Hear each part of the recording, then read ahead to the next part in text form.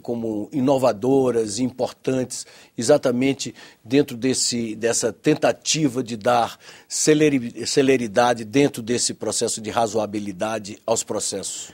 Bom, eu em primeiro lugar, como nós detectamos o excesso de liturgias, eu diria que nós desformalizamos o processo. O processo hoje é um instrumento simples, até porque quanto mais complicado, pior é para o cidadão, porque o cidadão tem dificuldade de conhecer aquelas regras técnicas. Então, criamos aí um procedimento padrão e que o juiz vai ajustar esse procedimento de acordo com o caso concreto. Às vezes é preciso uma perícia, às vezes não é necessário, às vezes é preciso publicar o edital, às vezes não. Então, o juiz pode transformar um processo bastante simples, ao seu critério ele pode realizar uma conciliação imediata e terminar com o processo. Ele pode entender que aquela questão é muito complexa para se realizar uma conciliação, mas ele pode ouvir uma opinião técnica de uma agência reguladora e resolver a questão. Então, esse foi o primeiro passo para desformalizar o processo, ou seja, há um procedimento padrão adaptável pelo juiz. O juiz tem que adaptar a realidade normativa à realidade prática, porque é uma regra secular, no sentido de que a todo direito corresponde uma ação que o assegura. Se isso é verdade, o juiz que assegura aquele direito através da ação adequada. Não existe uma ação que sirva para todo e qualquer direito. Você não pode, por exemplo, usar o mesmo... Vou dar aqui um exemplo um pouco escandaloso para mostrar como essa assertiva é verdadeira. Você não pode, por exemplo, submeter ao mesmo rito uma ação de uso campeão e uma ação de investigação de paternidade. São coisas completamente diferentes. Então fica ao critério do juiz a adaptação desse procedimento. Por outro lado, todas as ações agora são duplas. Tanto o autor pode formular contra o réu um pedido, quanto o réu pode formular contra o autor um pedido também. As ações são duplas para evitar a duplicação de processo, para que mais tarde advenha uma nova demanda. Com relação às questões idênticas, por exemplo, nós tivemos milhares de ações de assinantes de telefonia reclamando sobre se era legítima a cobrança de assinatura básica.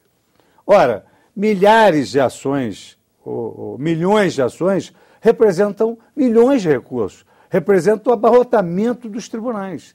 Então, se essas questões jurídicas são idênticas, por que elas não merecem soluções idênticas? Porque não há nada pior do que o judiciário, para questões idênticas, dar soluções diferentes.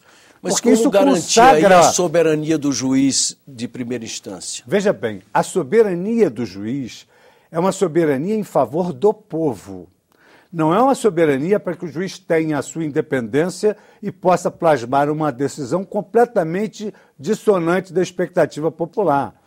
Então, observe esse exemplo específico. Não é nem razoável, sob o ângulo daquilo que é a percepção do homem, que pessoas em situações idênticas não mereçam a mesma solução. Um paga assinatura básica no Rio, o outro não paga em São Paulo. O outro paga no Piauí, o outro não paga em Pernambuco. E a questão é a mesma. Então é preciso que haja um incidente, um instrumento, através do qual o judiciário dê uma palavra final, mas que seja de tal ordem que todos que são já previamente, desde que nasceram, iguais perante a lei, também sejam iguais perante a solução da justiça. Essa é uma novidade do anteprojeto. Essa é uma grande novidade que chama-se um incidente de resolução de ações repetitivas, ações idênticas. E o anteprojeto também contempla um período prévio, uma tentativa prévia de conciliação antes do processo? Bom, o projeto ele contempla duas situações distintas. Primeiro, digamos assim, num aspecto, diria eu, programático, ele induz os estados a que criem meios alternativos de solução judicial através de mediadores. Só para que você tenha uma ideia, recentemente, ainda nesse ano, a Itália baixou um decreto presidencial obrigando que, antes de ingressar em juízo, as partes se submetam à mediação. Na nossa Constituição, a regra é de que nenhuma lesão escapa à apreciação da justiça. A hora que a pessoa quiser, ela abandona a via administrativa e vai recorrer em juízo. Então, a conciliação, nós incluímos no procedimento, não como norma programática dessa mediação. Nós incluímos a conciliação realizada pelo próprio magistrado a critério dele no início da causa, quando as partes ainda não se desgastaram, que é o melhor momento biopsicológico para as pessoas fazerem a conciliação. Porque depois que o cidadão paga advogado, se desgasta na discussão da causa, passionaliza o litígio, ele não vai ter interesse em se conciliar. Então, a sugestão do Código é que a primeira audiência seja uma audiência de conciliação. Mas é claro que isso tem que ser deixado ao alvedrio do juízo. Porque, por exemplo, se a questão for só de direito, a conciliação é desnecessária.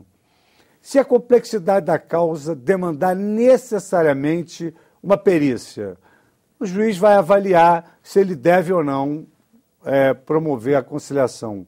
Nada obsta também que o juiz, através de um despacho, pergunte às partes se, apesar da complexidade das causas, elas querem fazer uma conciliação. Nada obsta, porém, também que as partes, através de uma petição, digam, olha, eu quero fazer uma conciliação nesses moldes. A outra parte aceite e se resolve o processo. Então, nós privilegiamos realmente a conciliação, mas deixamos que a mesma se realize a critério do juízo. E quanto à diferença entre o cidadão, que é o cidadão mais pobre, e o cidadão mais rico? Quer dizer, o cidadão mais pobre normalmente tem dificuldade em ter acesso, em pedir socorro ao Poder Judiciário, enquanto o cidadão mais rico contrata um bom advogado que, como conhece bem os instrumentos, os recursos, usa aquilo até de forma protelatória. O anteprojeto prevê como reparar, como igualar um pouco essas condições entre o cidadão pobre e o cidadão rico? Hollenberg, veja que como são importantes as audiências públicas, ouvir a sociedade. Nós ouvimos a sociedade e isso transmite para o espírito do Código aquela legitimação democrática que ele tem que merecer. Então, nós observamos que realmente há litigantes que são, às vezes, habituais ou até técnicos, e há litigantes eventuais.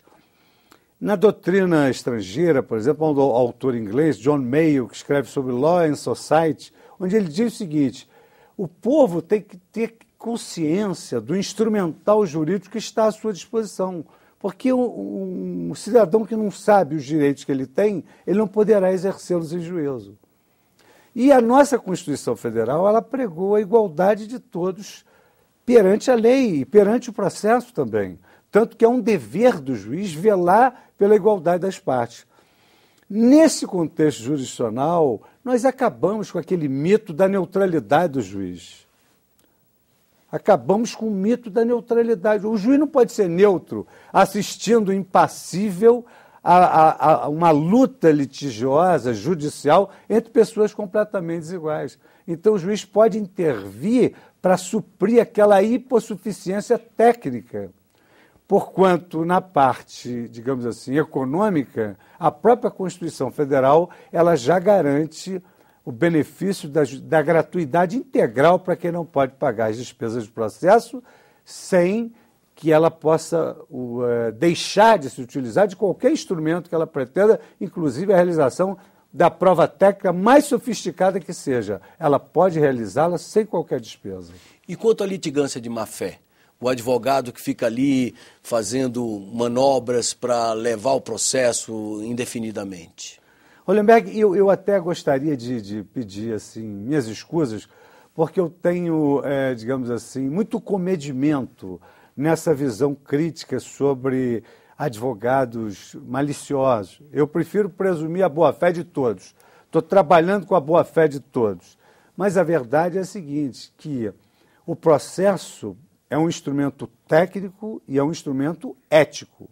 Então, a cada falha ética, o Código será absolutamente impiedoso com o litigante que assim se utilizar do processo para fins ilícitos. Nós majoramos as multas, nós criamos uma sucumbência recursal quando a parte recorre através do abuso do direito de recorrer, promove uma verdadeira aventura judicial.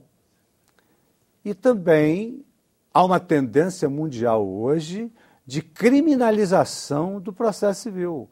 Ou seja, a parte que não cumpre aquilo que o juiz decidiu, depois de um longo processo de amadurecimento e de ampla defesa, ela não está cometendo uma lesão ao direito da outra parte. Ela está cometendo um atentado à dignidade e à soberania da justiça. E quando uma das partes é a União, o Estado ou os municípios, e o cidadão se vê diante daquele aparato oficial, e às vezes, por exemplo, quantos planos econômicos o Brasil sofreu e o Ministério Público recorrendo e a AGU recorrendo indefinidamente. O anteprojeto trata dessa questão? Não, o anteprojeto enfoca essa questão, mas já numa visão odierna. Eu, por exemplo, estou há 9 anos na turma de Direito Público. A advocacia pública, num sentido mais genérico que você